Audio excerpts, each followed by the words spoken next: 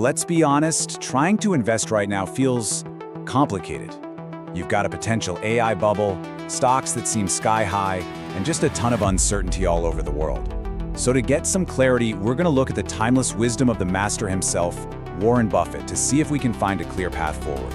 You know, Buffett has this amazing quote where he says the world makes big mistakes. That right there, that's the whole game. It's the key to understanding both the risks we're facing and, believe it or not, the incredible opportunities that might be hiding just around the corner. All right, so here's our game plan. First, we'll tackle the big dilemma every investor is facing. Then, we'll dig into what Buffett would say about this whole AI frenzy. After that, we'll hunt for value, figure out how to prepare for the bad times, and finally uncover what Buffett calls the investor's ultimate secret weapon. Okay, let's jump right in. If you're feeling like the market is a tense and confusing place right now, well, you're not wrong. There are some really powerful forces clashing, and it's creating one of the trickiest environments for investors in a long time. I mean, just look at what we're up against. You've got this AI craze that's starting to look a lot like a bubble. You have stock prices that are, by almost any measure, historically expensive. The economy itself is kind of sputtering. And on top of all that, the world stage is just filled with tension. It's a lot to deal with. So, let's start with that first one, the big one, the AI boom. It's all anyone can talk about, right? But it's also making a lot of people nervous. What's so wild is that Buffett's way of thinking from decades ago is the perfect tool for cutting through all the hype we're seeing today.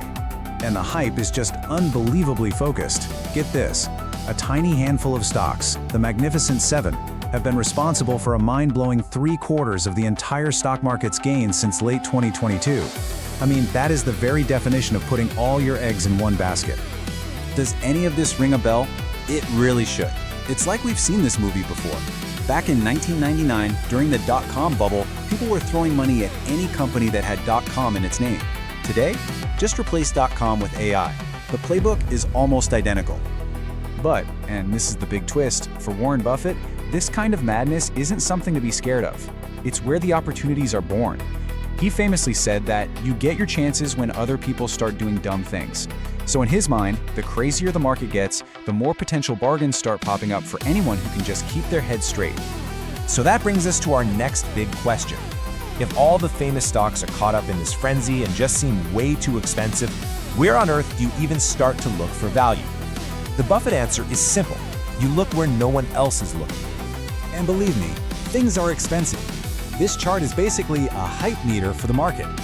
Over the last century, investors have typically paid about $17 for every $1 of a company's profit. Right now, that number is about 40.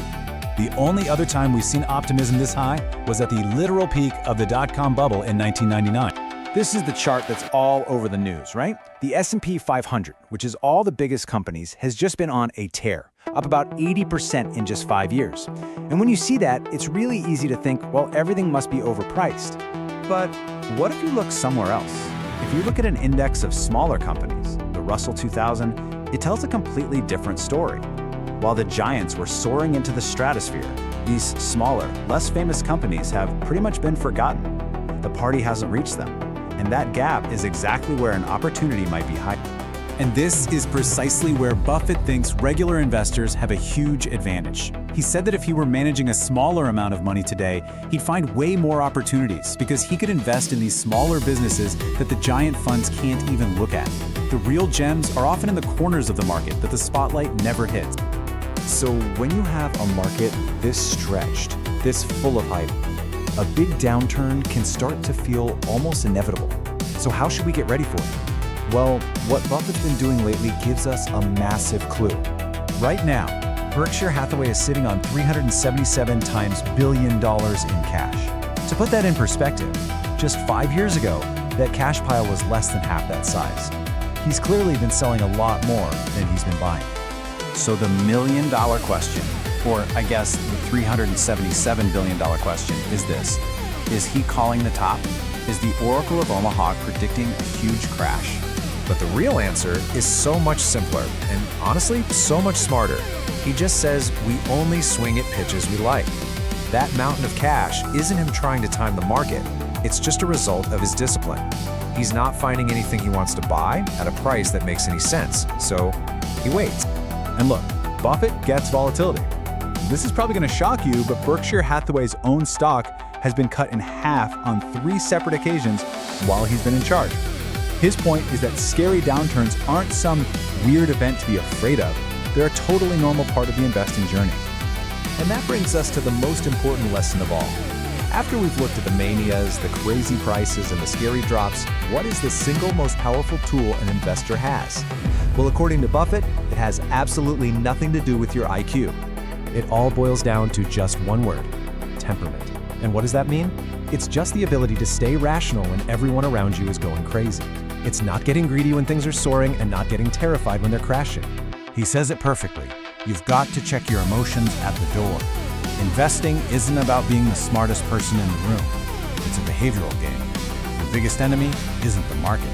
It's your own human nature. It's your own fear and your own greed.